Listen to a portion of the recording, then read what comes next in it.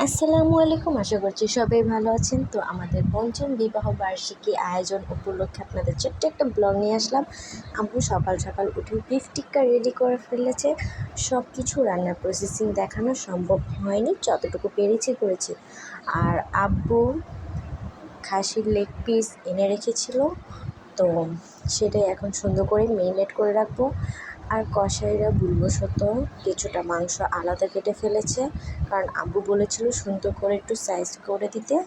তারা মাংসটুকু একটু ছেটে ফেলেছে। যাই হোক, সেটা আলাদা রান্না করবো, আর লেগ রোস্টটা আলাদা রান্না করব। লেগ রোস্টটা সুন্দর করে আমি মেরিনেট করার জন্য বেশি করে আদা রসুন বাটা, গোটা 12 মশলা বাটা, আর এই গোটা 12 মশলাতেই কিন্তু সব রকমের বাদাম আমি একসাথে দিয়ে বেটে নিই, মানে আম্মু সব কিছু একসাথেই বেটে ফেলে।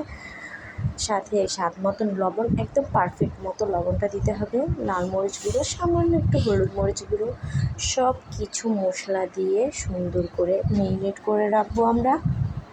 আমি কিন্তু একদিন আগে মেরিনেট করে বড় ডিপ ফ্রিজে রেখে দিয়েছিলাম, টক দই দিয়ে দিলাম, কারণ এতে মশলাটা ভিতরে যায় আর খুবই মজা লাগে।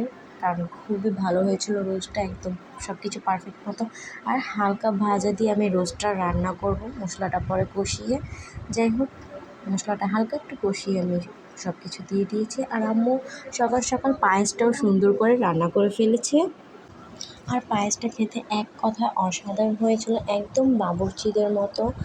খুবই মজা করে আম্মু রান্না করেছে। মেয়ের জামাইয়ের জন্য অনেক কিছু রান্না করেছে। আম্মু ছাড়া এইসব কিছু করা সম্ভব হতো না। সব রান্নাই আম্মু করেছে, আমি জাস্ট একটু একটু করে ভিডিও ক্লিপ নিয়েছি। আর সব শেষে এত সুন্দর করে আমি ডালাটা সাজিয়ে নিয়েছি। চিকেন ফ্রাইও করা হয়েছিল, টিক্কা, ডিম সিদ্ধ আর গরুর মাংসটাও এক কথায় অসাধারণ ছিল। আর এই তো নিজের হাতে বানানো কেক আমার হাজব্যান্ডের জন্য। সুন্দর একটা কেক, সিম্পলের ভিতরে আমি সুন্দর করতে চেয়েছি। যাই হোক, ডালাটা কেমন হয়েছে জানাবেন। আর আজকে শালিরা গেট ধরেছে, দুলাভাই বলতেছিল যে 20-50 টাকা দিয়ে ছেড়ে দাও। যাই হোক, অবশেষে আমরা ফিতে কেটে নিলাম। আর এই তো তার জন্য স্পেশালভাবে সব কিছু রেডি করে রেখেছি। সে জানে তার বউ সারপ্রাইজ করে, কিন্তু এবার যে একটু ডিফারেন্ট হবে সেটা ভাবতে পারেনি।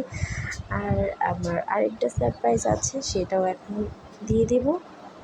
তো আমার হাজব্যান্ড খুব খুশি হয়েছে, আর খাবারগুলোর খুব প্রশংসা করেছে, কারণ রান্নাগুলো বেস্ট হয়েছিল।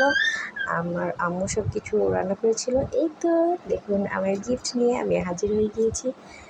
ও বক্সটা দৌড়েই বুঝতে পেরেছে যে আমি কী দিতে পারি। যাই হোক, এখন মেয়েকে নিয়ে এই গিফটটা ও ওপেন করেছে, আর মেয়ে অবাক হয়ে দিচ্ছে যে হচ্ছে এটা কি আজকে এখানে। আর আমি পাশে দাঁড়িয়ে দাঁড়িয়ে হি হি করে খেলাচ্ছি। যাই হোক, গিফটটা আমার হাজব্যান্ডের পছন্দ হয়েছে। আমি বরাবর যে গিফটই দিই না কেন তার খুব ভালো লাগে, বলে তোমার পছন্দ খুবই সুন্দর। আর এই তো আমার মেয়েকেও দেখাচ্ছে। এখন আমরা খাওয়া দাওয়া করবো। আর সব কিছুর জন্য আলহামদুলিল্লাহ, সব কিছু খুব সুন্দর মতো কেটেছে দিনটা, খুব ভালো লেগেছে।